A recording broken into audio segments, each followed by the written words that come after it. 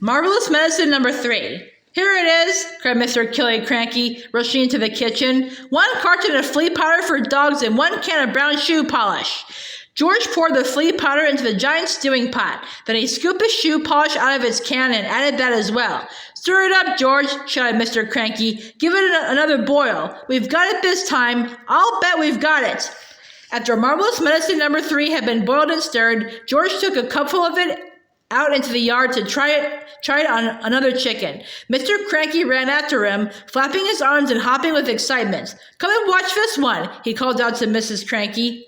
Come and watch us turn an ordinary chicken into a lovely, great big one that lays eggs as large as footballs. I hope you do better than last time, said Mrs. Cranky, following them out. Come on, chicken, said George, holding out a spoonful of medicine number 3. Good chicken. Chick, chick, chick, chick, chick. Have some of this lovely medicine. A magnificent black cockerel with a scarlet comb came stepping over. The cockerel looked at the spoon and it went peck.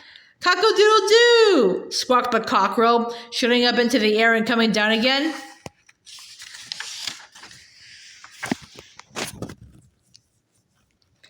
Watch him now, cried Mr. Cranky. Watch him grow. Any moment he's going to start getting bigger and bigger. Mr. Killy Cranky, Mrs. Cranky, and little George stood in the yard staring at the black cockerel. The cockerel stood quite still. It looked as though it had a headache. What's happened to its neck? Mrs. Cranky said. It's getting longer, George said. I'll say it's getting longer, Mrs. Cranky said. Mr. Cranky, for once, said nothing. Last time it was the legs, Mrs. Cranky said. Now it's the neck. Who wants a chicken with a long neck? You can't eat a chicken's neck. It was an extraordinary sight. The cockerel's body hadn't grown at all, but the neck was now about 6 feet long. All right, George, Mr. Cranky said. What else have you forgotten?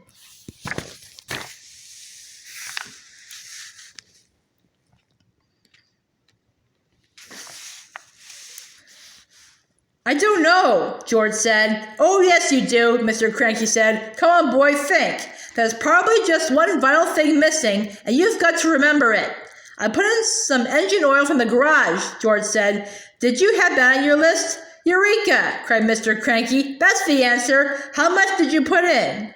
Half a pint, George said. Mr. Cranky ran to the garage and found another half pint of oil and some antifreeze. George called after him. I sloughed in a bit of antifreeze.